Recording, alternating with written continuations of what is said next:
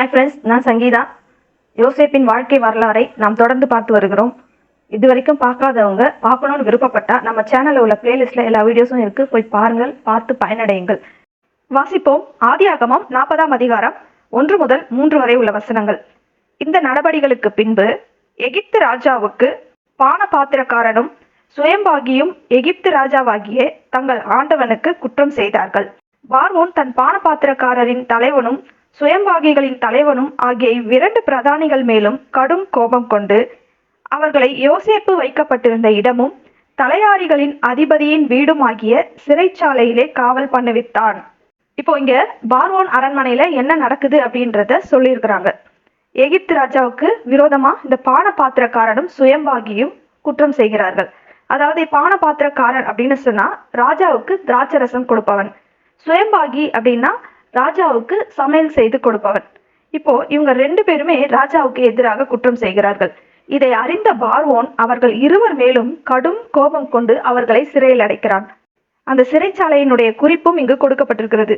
ராஜா கோபம் கொண்டு அவர்களை சிறையில் அடைத்தான் என்று சாதாரணமாக சொல்லாமல் அதற்கு ஒரு விளக்கமும் இங்கே கொடுக்கப்படுகிறது.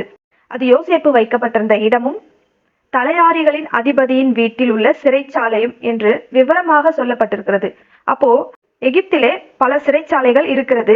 ஆனால் இவர்களோ குறிப்பாக யோசேப்பு இருக்கும் சிறைச்சாலையில் வைக்கப்படுகிறார்கள். இவர்கள் எதற்காக சிறைச்சாலையிலே வைக்கப்படுகிறார்கள்? என்ன குற்றம் செய்தார்கள்?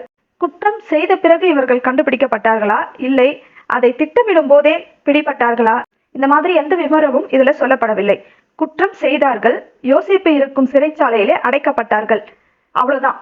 என்ன தேவையோ அது மட்டும்தான் இங்க கொடுக்கப்பட்டிருக்கிறது. தேவனுக்கு என்ன தேவை? சிறைச்சாலையில் யோசேப்பு என்று ஒரு மனுஷன் இருக்கிறான் என்பதை அரண்மனையில் இருக்கும் ஒருவருக்கு தெரிவிக்க வேண்டும், அவ்வளவுதான். வேதத்தில் ஒரு காரியம் பதிவிடப்பட்டிருக்கிறது என்றால் அது சும்மா எழுதி வைப்போம்னு அங்க எழுதல, அதை ஒரு நோக்கத்தோடு தான் பதிவிட்டு இருக்கிறார் ஆவியானவர். அதாவது எதை சொல்றேன்னா, இந்த சிறைச்சாலையினுடைய குறிப்பை சொல்லப்பட்டிருக்குல்ல, விவரமா சொல்லியிருக்குல்ல, அதை தான் சொல்றேன். யோசேப்புக்கு எப்படி ரட்சிப்பு வந்தது என்று அவன் விடுதலையான பிறகு நாம யோசிக்க கூடாதுல்ல, அதான் இங்க டீட்டெயிலா கொடுக்கப்பட்டிருக்கிறது. இது யோசேப்பின் விடுதலைக்காக தேவன் போடுகிற திட்டம். அன்றைக்கு இது யோசேப்புக்கு தெரியாது. ஆனால் இன்று இங்கு கொடுக்கப்பட்டிருப்பதால் நாம் வாசிக்கும் பொழுது இதை நாம் நன்றாக விளங்கிக் கொள்ள முடிகிறது, இது தேவனுடைய திட்டம் தான் என்று. பிஹைண்ட் த சீன்ஸ் கேள்விப்பட்டிருப்பீங்கல்ல. உதாரணத்துக்கு இன்றைக்கு ஒரு பாடல் வெளியிடுறாங்கன்னு சொன்னா அந்த பாட்டு முடிந்த பிறகு கொஞ்ச நேரம் அந்த பாட்டு எப்படி உருவானது, எப்படியெல்லாம் வீடியோ எடுத்தாங்க அப்படின்னு போடுவாங்கல்ல. அது போல தேவன் யோசேப்புக்கு விடுதலை கொடுக்க பேக்ரவுண்ட்ல என்னவெல்லாம் பண்ணினார் என்று இங்கு சொல்லப்பட்டிருக்கிறது.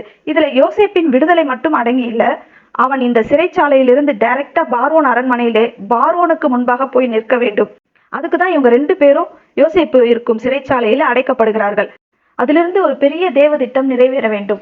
ஆனா இதெல்லாம் அன்றைக்கு யோசேப்புக்கு தெரியாது. அதன் பிறகு பல காலம் சென்ற பிறகு, அதாவது யோசேப்பு நல்ல நிலைமைக்கு வந்த பிறகு அவன் தன்னுடைய வாழ்க்கையில நடந்த எல்லாவற்றையும் யோசித்து பார்க்கிறான். தேவன் இதையெல்லாம் ஏன் தன்னுடைய வாழ்க்கையில அனுமதித்தார் என்பதை உணர்கிறான். அதையெல்லாம் பின்னாளில் பேசுவான் பாருங்க. அதுபோல நம்ம வாழ்க்கையிலும் இப்படிப்பட்ட சில காரியங்கள் நடக்கும்.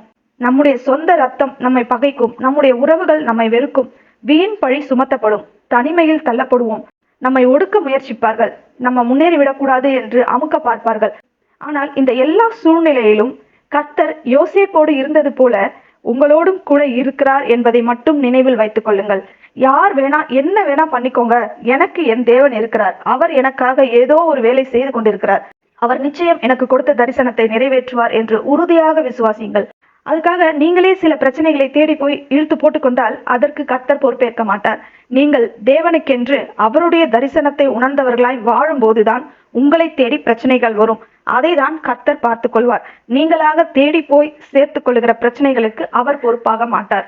இதை தெளிவாக புரிந்து கொள்ள வேண்டும். பிரச்சனை அளவுக்கு அதிகமா போன பிறகு கர்த்தர் எனக்கு உதவி செய்யவில்லை என்று பழி சொல்லக்கூடாது. அப்போ இந்த பிரச்சனையிலிருந்து நான் எப்படிதாங்க விடுபடுவது அப்படின்னு கேட்டா அதுக்கும் கர்த்தர் தான் வழி. கர்த்தரை நோக்கி பாருங்க. கர்த்தாவே, நான் தெரியாம இந்த பிரச்சனையில் சிக்கிக் கொண்டேன், என்னை மன்னித்து இதிலிருந்து என்னை விடுவியும் என்று உங்கள் கரங்களை கர்த்தருக்கு நேராக உயர்த்துங்கள். அவரிடத்துல உங்க கையை உயர்த்துங்க. அவர்கிட்ட இருந்து உங்களுக்கு ஒத்தாசை வரும். கர்த்தர் உங்கள் பிரச்சனையை பார்த்து கொள்வார். இதுக்கப்புறம் நீங்க சும்மா இருந்து அவருடைய ரட்சிப்பை பார்க்க வேண்டும். அவர்கிட்ட சொல்லிட்டு நீங்க ஒரு பக்கம் போராடக்கூடாது. அவரே எல்லாவற்றையும் பார்த்து கொள்வார் என்று முழு நிச்சயமாய் நம்பி அவரிடத்தில் பொறுப்பை ஒப்புக் கொடுக்க வேண்டும். அப்போ கர்த்தர் உங்களுக்காக யுத்தம் பண்ணுவார். 4ஆம் வசனம் வாசிப்போம். தலையாரிகளின் அதிபதி அவர்களை விசாரிக்கும்படி யோசேப்பின் வசத்தில் ஒப்புவித்தான். அவன் அவர்களை விசாரித்து வந்தான். அவர்கள் அநேக நாள் காவலில் இருந்தார்கள். இதுல ஃபர்ஸ்ட் என்ன குறிப்பு சொல்லப்பட்டிருக்கு பாருங்க. தலையாரிகளின் அதிபதி அவர்களை, அதாவது பானபாத்திரக்காரனையும் சுயம்பாகியையும் விசாரிக்கும்படி யோசேப்பின் இடத்தில் ஒப்படைத்தான் என்று சொல்லப்பட்டிருக்கிறது. இந்த தலையாரிகளின் அதிபதி யாரு? ஆதியாகமம் 39 அதிகாரம் 1 வசனத்தின்படி போத்திபார் தான். அப்போ இந்த சிறைச்சாலை தலைவனும் தலையாரிகளின் அதிபதியும் இரண்டுமே ஒரே ஆளோ என்று எனக்கு தோன்றுகிறது. ஏனென்றால் அந்த சிறைச்சாலை போத்திபாரின் வீட்டில் தான் இருக்கிறது. அந்த சிறைச்சாலையின் முழு பொறுப்பும் அவனிடத்தில் தான் இருக்கிறது. சிறையில் இருப்பவர்களை யோசேப்பின் இடத்தில் கவனிக்கும்படி ஒப்புக் கொடுப்பவனும் அவனே. இதையெல்லாம் பார்க்கும் பொழுது இருவரும் ஒருவர் தான் என்று தோன்றுகிறது. இப்ப யோசேப்பு அவர்களையும் மற்ற கைதிகளை விசாரித்து வந்தது போல விசாரிக்கிறான். அவர்களுக்கு வேலை கொடுப்பதும் அந்த வேலையை அவர்கள் சரியாக செய்கிறார்களா என்று கவனிப்பதும் அவனுடைய வேலையாய் இருக்கிறது.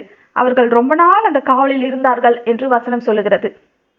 இதுக்கப்புறம் என்ன நடந்ததுன்னு அடுத்த வீடியோல பார்ப்போம். கர்த்தர் நல்லவர்.